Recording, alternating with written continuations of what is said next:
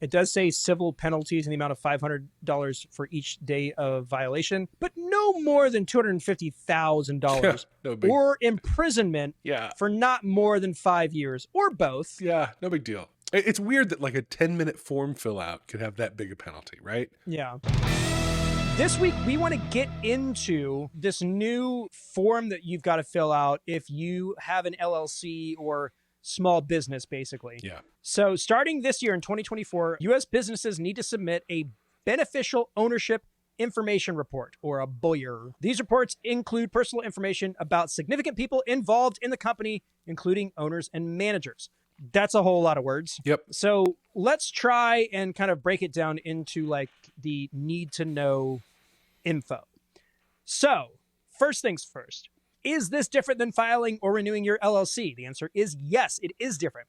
Beneficial ownership information report is different from a company's incorporation or formation documents. You file those documents with the state government. We've talked about this before. Yep. If you're forming an LLC, you go to the Secretary of State website, you do all of that. This one goes to the Financial Crimes Enforcement Network. FinCEN.gov is where you're headed for this.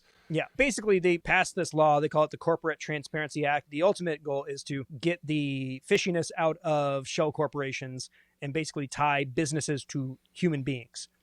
And that's what this basically is for. As far as the people who need to fill these out, if you have an LLC, you need to fill it out.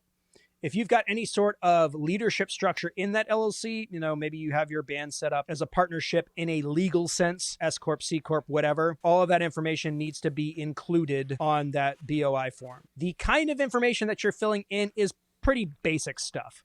They're going to want your full name, residential address, date of birth, and identification document. They're probably also going to ask for your EIN. That's what I put in. That's, what they issue when you get an LLC. Tax ID number, basically, right? Yeah, whatever you need to set up a corporate bank account is what they're looking for. And that identification document can be a number of things. Examples of identification documents: driver's license, state ID, U.S. passport, foreign passport. And this is, again, we're getting real granular into this. I know this seems like it's just, a U.S. thing, but if you are a foreign entity, but you do business in the U.S., so maybe you're a Canadian band that maybe dips into Niagara Falls or something, this would be something that you would also need to do. Yep. So you aren't off the hook, you Canadians. The next question is, who or what is a beneficial owner? Because that's what this is all about, beneficial owner information report. A beneficial owner is any person or business entity that has a piece of ownership in a company. So most of these are, again, sole proprietorships or maybe a couple of folks. If you are considered a partner or stakeholder, member, whatever legal title you have for the structure of your business, basically all of those people need to include their information in this document. And that is the thing. The beneficial owner has to be a real person. It can't be another business. Mm-hmm. So like if you've got an agency like I do, I can't say that if I started another LLC for just members only, I can't put the ATL party band's information in as the thing, even though they own technically all the assets. It still goes back to me, the person who's running all of them. So you actually have to be a person and fill out the personal stuff. They didn't want a whole lot of business information other than the EIN. Everything else was just, a copy of your driver's license and your home address and that kind of stuff. Yeah. So I did go through it. I did it twice because something didn't work. The first time either I didn't put it in right. I did do it on January 1st. So maybe the system wasn't quite up and running when I started. And it took less than 10 minutes. And it was a little confusing because you were putting the same information, especially as a sole proprietor. You put the same information in 2 or 3 times. So you're like, am I doing this right? I will give the website credit. Above every section is a need help explanation. Yeah. So you click on a thing and it kind of explains it as you go. Not all government agencies are generous enough with that. So I was able to kind of fumble my way through it. But other than taking a non-shiny picture of my driver's license, it was pretty easy and didn't take hardly any time at all.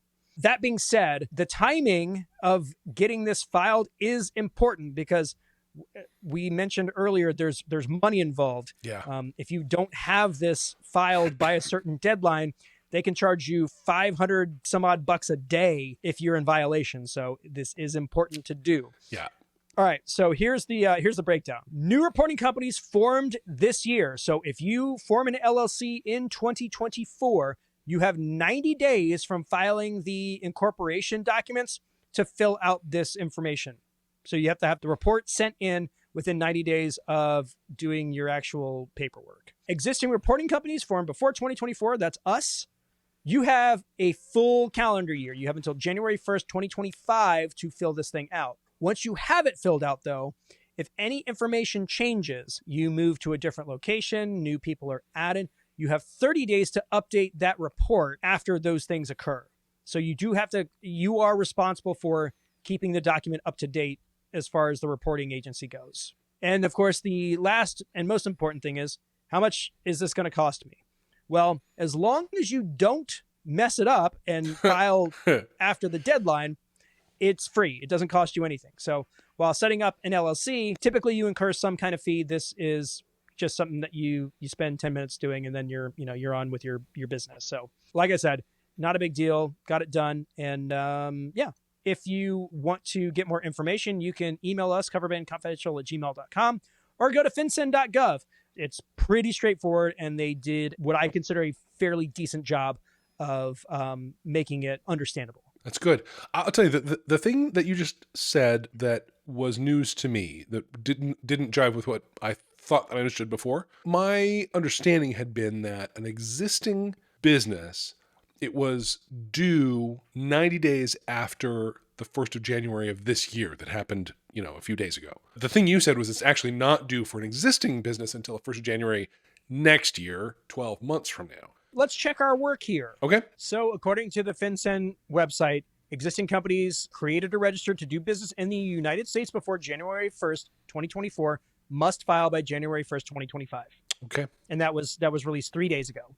Right. From the FinCEN site. Yeah. And I think what I saw was from before 3 days ago. So one of the things about this is it has felt like as we approached this Jan 1 deadline, it seemed like even the organization that was responsible for it was maybe a little unclear about it. I felt like they were building the plane as it was in flight a little bit. Yeah. So the decision to extend to 2025 was made on November 29th. Yeah. So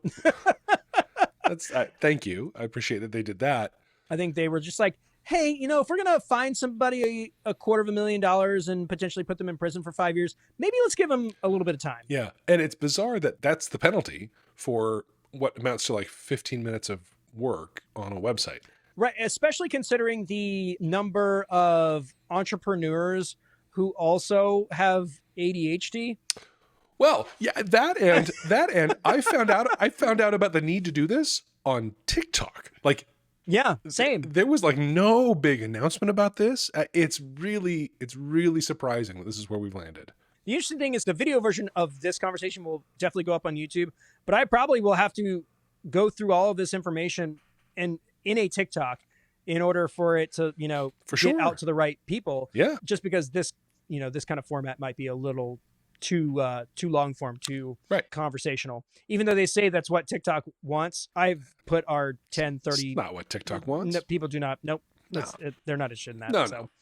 I'll try to figure out a way to make it in like a minute and a half if possible. There you go. Well, that's it. So fill it out, but just know that thanks to people potentially forgetting and being thrown in jail for 5 years, you have almost an entire year to get this put together. Now, this is something that somebody reached out to me about and asked specifically because they were like, well, I'm thinking about letting my LLC lapse. Do I still need to file it? And I have no idea. Yeah. And if you have questions, go to the FinCEN website or find a CPA or something. Good luck finding them there because it's complicated, that website.